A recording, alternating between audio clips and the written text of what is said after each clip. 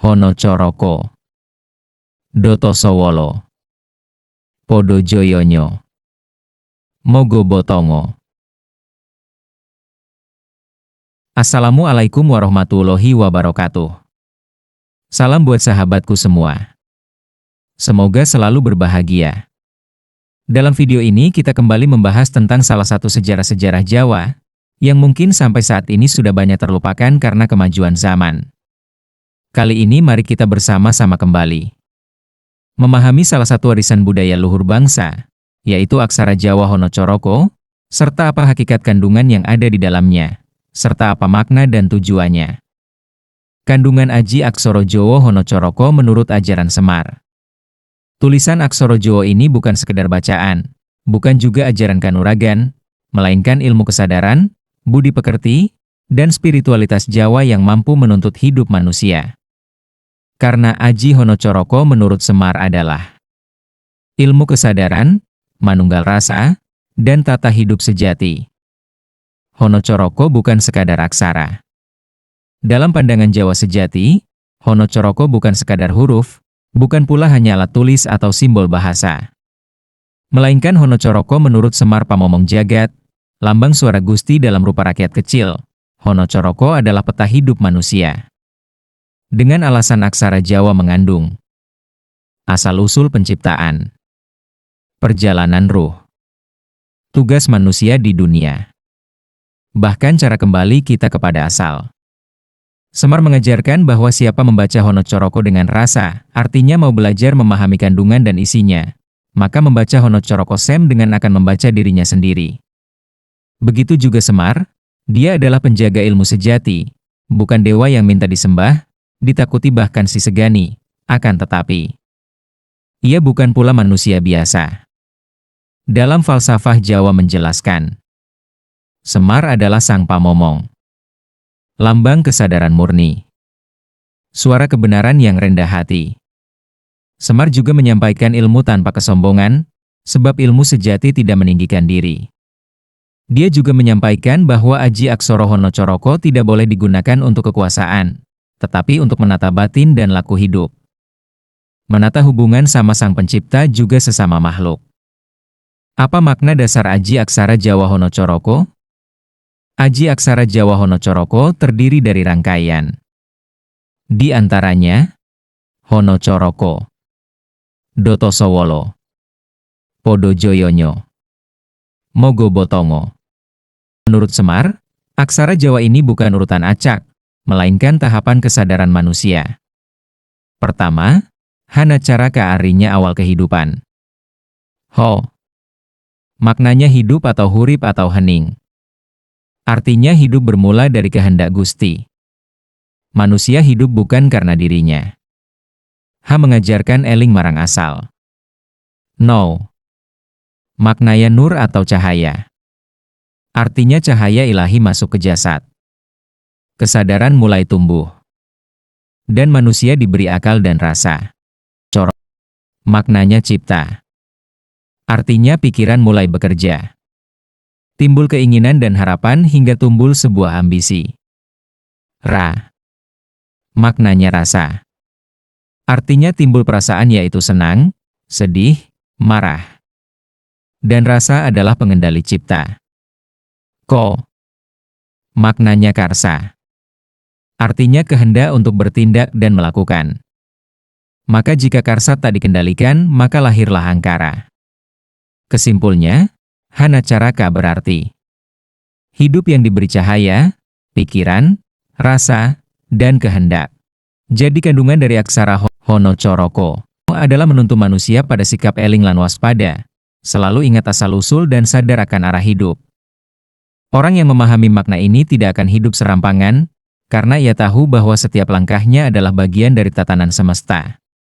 Hono Coroko juga menjadi dasar etika, hidup dengan rukun, andap asor, tepa selira, dan rimoing pandum, bukan karena pasrah buta, melainkan karena sadar bahwa hidup memiliki hukum keseimbangan. Siapa yang melanggar keseimbangan itu, akan menuai akibatnya, baik secara lahir maupun batin.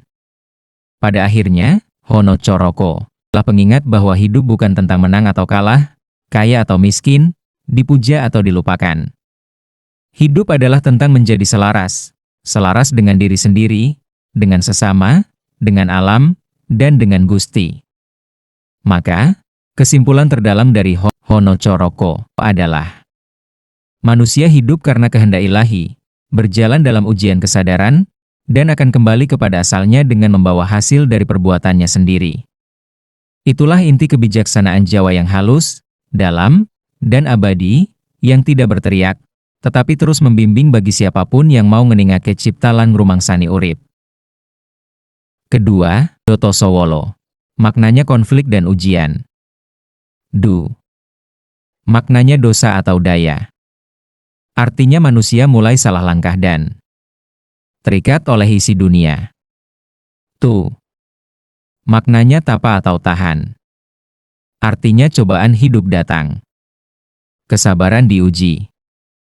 So. Maknanya sadar. Artinya kesadaran akan muncul lewat penderitaan. Wol. Maknanya waspada. Artinya mulai mengendalikan diri, hati-hati dan tidak mudah tergoda oleh keadaan apapun. Lo. Maknanya laku. Artinya kesadaran diwujudkan dalam tindakan. Jadi tahap ini adalah fase kehidupan dunia. Tempat manusia kapan ia jatuh dan kapan ia bangkit. Jadi, Doto Sowolo mengajarkan pentingnya tata krama, empati, dan toleransi. Manusia yang memahami makna ini tidak memaksakan kehendaknya kepada orang lain, tidak merasa paling benar, dan tidak mudah merendahkan sesama. Ia sadar bahwa setiap orang berjalan pada garis hidupnya masing-masing, dan tugas manusia adalah saling menguatkan, bukan saling menjatuhkan. Karena, Doto Sowolo adalah cermin kebijaksanaan Jawa yang mengajarkan hidup selaras dengan hukum, lapang dalam hati, teguh dalam nilai, dan lembut dalam sikap. Kalimat ini mengingatkan bahwa keluhuran manusia tidak diukur dari kekuasaan atau kepandaian semata, melainkan dari kemampuannya menerima hidup dengan kesadaran, menjalani dengan kebajikan, serta menjaga harmoni dengan semesta.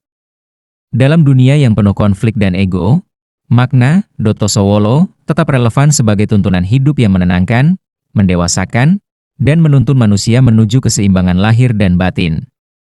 Podo Joyonyo, ianya artinya kebangkitan batin. Po. Maknanya pambuka atau pasrah. Artinya menyerahkan ego, pasrah menerima keadaan apapun dengan ikhlas dan tidak melawan takdir.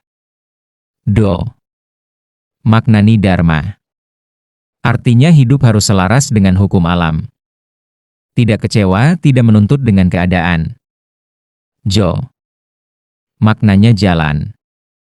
Artinya menemukan tujuan hidup sejati, jalan hidup yang sebenarnya. Yo. Maknanya yakin. Artinya keyakinan tanpa paksaan, keyakinan tumbuh dari hati sendiri dan mantap dalam laku. Nyo. Maknanya nyawiji. Artinya menyatu rasa dan cipta. Menyatu kepada Sang Pencipta, menyatu dengan Sang Maha Hidup, hingga ego mulai luluh. Jadi Aksoro Podo Joyonyo, ini adalah fase manusia sejati, manusia yang sebenarnya manusia yang menyatu kepada alam bukan lagi budak nafsu. Jadi Podo Joyonyo mengandung ajaran kesetaraan spiritual. Semua manusia dipandang podo atau sama di hadapan Gusti, tanpa memandang status, kekuasaan, maupun asal-usul. Kejayaan atau joyo bukan milik segelintir orang, tetapi dapat diraih oleh siapa saja yang menempuh jalan kebijaksanaan, kesabaran, dan kejujuran. Sementara itu, unsurnya menegaskan keberadaan hidup yang nyata bahwa ajaran luhur tidak berhenti pada wacana, tetapi harus diwujudkan dalam sikap, tindakan, dan pengabdian sehari-hari. Dalam laku kejawen, Podo Joyonyo berfungsi sebagai pengingat agar manusia tidak terjebak pada ego dan rasa paling benar. Ia menuntun manusia menuju sikap eling lan waspada, selalu ingat akan asal-usulnya dan waspada terhadap godaan duniawi. Dengan memahami makna ini, seseorang diajak untuk hidup selaras dengan alam, sesama manusia, dan Sang Pencipta, sehingga tercipta keseimbangan batin dan ketentraman sosial. Lebih jauh, Podo Joyonyo juga dapat dimaknai sebagai simbol persatuan budaya dan spiritual. Aksara Jawa sebagai warisan leluhur tidak hanya menyimpan nilai estetika, tetapi juga etika dan metafisika. Melalui pemaknaan Podojoyonyo, generasi masa kini diingatkan agar tidak tercerabut dari akar budaya, sekaligus mampu memaknai kembali ajaran lama secara relevan dengan zaman. Ia menjadi jembatan antara tradisi dan modernitas, antara kebijaksanaan lama dan tantangan kehidupan masa kini. Pada akhirnya, kesimpulan utama dari aksara Jawa Podojoyonyo adalah bahwa kejayaan sejati lahir dari kesadaran akan kesamaan hakikat manusia, dari pengendalian diri, serta dari keselarasan hidup dengan nilai luhur.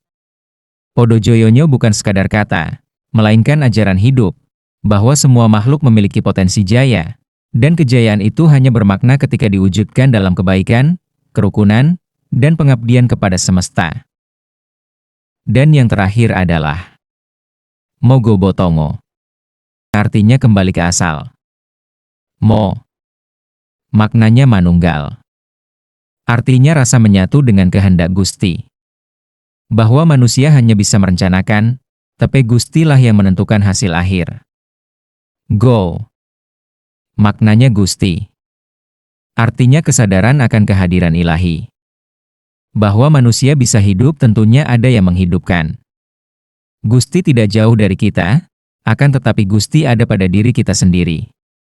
Bo. Maknanya banyu atau bersih. Artinya jiwa disucikan. Teo.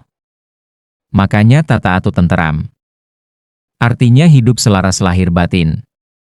Antara jasmani dan rohani harus selaras. Ngo. Maknanya suung sirna-sirna. Artinya ego sudah lenyap. Tinggal kesadaran murni. Kesadaran bahwa yang ada hanyalah Gusti. Nah, dari aksara Mogo Botongo inilah yang menjelaskan bahwa pulang tanpa pergi, mati tanpa mati. Jadi kesimpulan dari makna Mogo Botongo adalah ajaran tentang kesadaran hidup. Ia mengingatkan bahwa hidup adalah perjalanan membawa beban, namun beban itu bukan kutukan, melainkan guru. Siapa yang mampu memahami Mogo Botongo secara batiniah akan belajar untuk tidak mengeluh, tidak menyalahkan keadaan, dan tidak sombong ketika mampu. Ia akan berjalan pelan namun mantap, sadar bahwa setiap langkah hidup memiliki konsekuensi, dan setiap konsekuensi adalah jalan pulang menuju kesejatian diri. Dengan demikian, Mogo Botongo bukan hanya kata, melainkan cermin batin yang mengajak manusia untuk jujur pada dirinya sendiri, kuat dalam menghadapi hidup, dan bijaksana dalam menjalani takdir. Jadi inti dan kandungan dari Aji Aksara Jawa Hanacaraka adalah sebagai laku hidup. Menurut Semar, Aji Hanacaraka tidak hanya dihafal ataupun ditulis saja, tetapi harus dipahami, dihayati serta diamalkan. Jujur dalam hidup, rendah hati dalam ilmu. Sabar dalam cobaan. Waspada dalam kuasa. Ikhlas dalam kehilangan. Jika ada seseorang orang yang mengaku punya Aji Hanacaraka, akan tetapi ia masih sombong, suka menyakiti, mengejar pujian, artinya dia belum memahami makna dan isi Hanacaraka. Semar juga mengingatkan bahwa banyak kesalahan-kesalahan yang terjadi saat memahami Aji Hanacaraka adalah menganggap Hanacaraka sebagai mantra kekuatan, menggunakannya untuk dominasi bahkan menjualnya demi kepentingan dunia. Karena ilmu sejati tidak bisa diperdagangkan. Ilmu sejati hanya akan dimiliki oleh orang-orang yang berbudi luhur.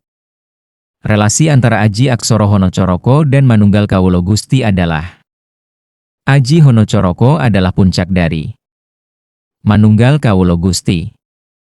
Bukan berarti manusia menjadi Tuhan, melainkan kehendak manusia selaras dengan kehendak Gusti. Tidak melawan hidup, tidak melarikan diri dari dunia, tetapi hadir sepenuhnya dengan kesadaran. Adapun pesan dari Semar, sing sapa urip tanpa rasa, bakal kesasar. Sing sapa sugih rasa, ora bakal kelangan dalan.